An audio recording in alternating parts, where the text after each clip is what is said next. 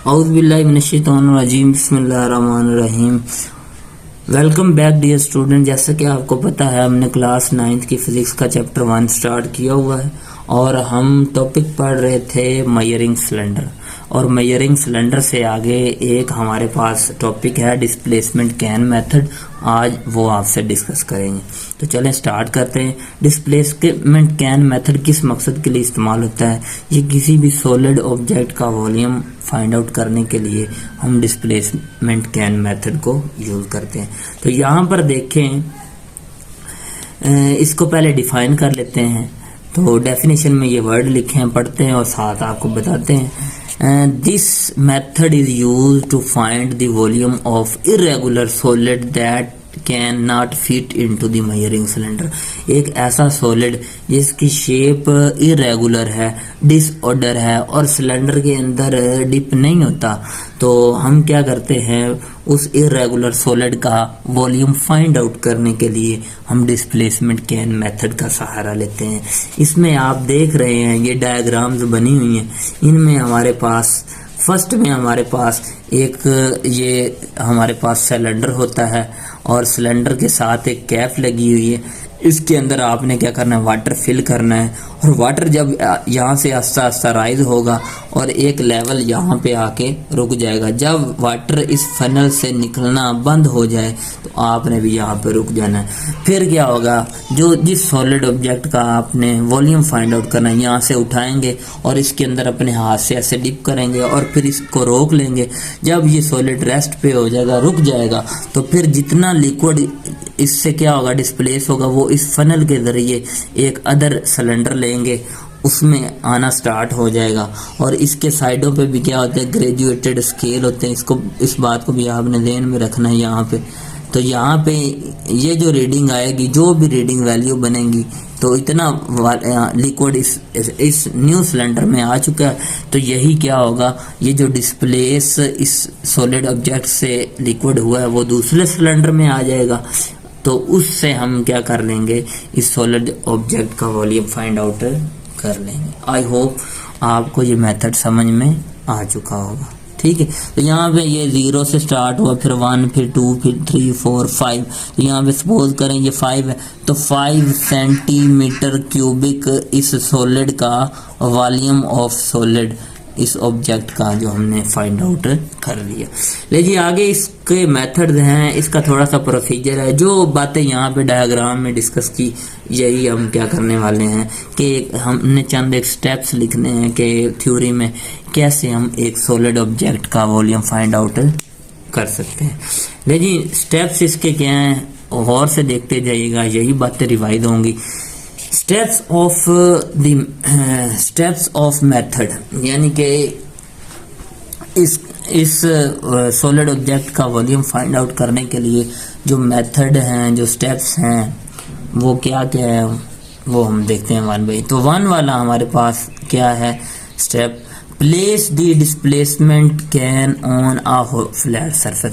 सबसे पहले आप क्या करेंगे, हॉरिजॉन्टल सरफेस पे, ये ना हो एक साइड से ऊंचा हो एक साइड से डाउन हो, तो ऐसे बिल एग्जैक्ट हम वॉल्यूम फाइंड आउट नहीं कर सकते।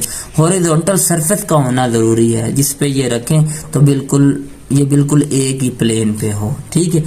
उसके बाद नेक्स्ट पॉइंट नंबर 2 है, fill it with water until it start overflowing from the side opening.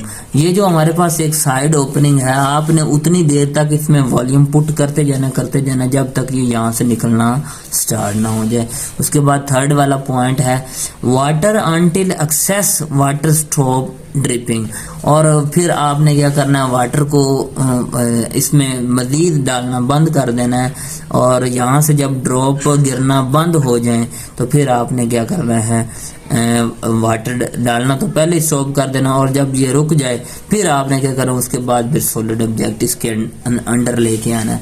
Next 4 वाला स्टेप पढ़ें भी, tie the solid object with a thread. हमने थ्रेड के साथ, ये देख सकते हैं आप, थ्रेड के साथ हमने इस सॉलिड को क्या कर दिया, बांध दिया, और फिर उठा के किस में लेके आएगा, इस सिलेंडर में लेके आएगा। आगे यही स्टेप होगा।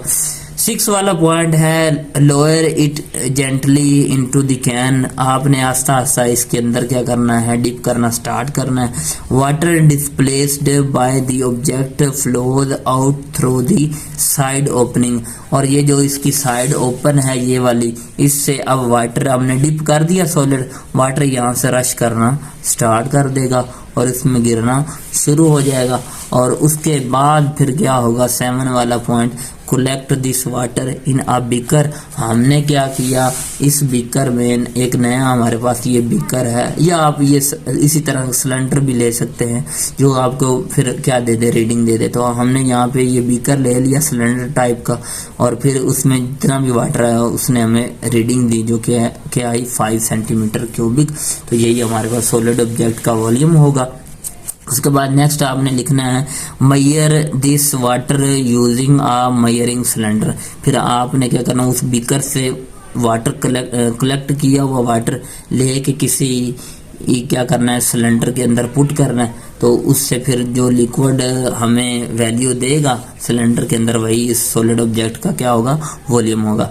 रिजल्ट में ये लिख देना है the volume of displaced water is equal to volume of solid. जितना भी वाटर दूसरे बीकर में गया और उसको हमने मेजर किया, वही जो वॉल्यूम होगा वो एक सॉलिड ऑब्जेक्ट का होगा।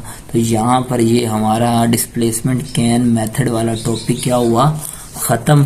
तो आप लोग देख सकते हैं बिल्कुल इजी था, और यहाँ तक हमने अच्छे से कवर कर लिया। अगर आपको ये वीडियो अच्छी लगी हो तो इस चैनल को लाइक करें, वीडियो को आगे दोस्तों के साथ शेयर करें और चैनल को सब्सक्राइब करें। इसी के साथ मुझे इजाज़त दें, मिलते हैं नेक्स्ट वीडियो में।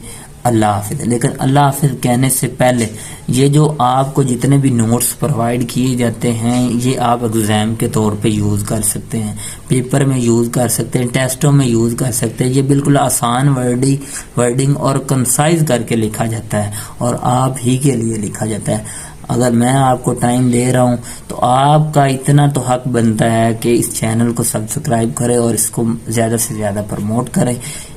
अल्लाह हाफिज़।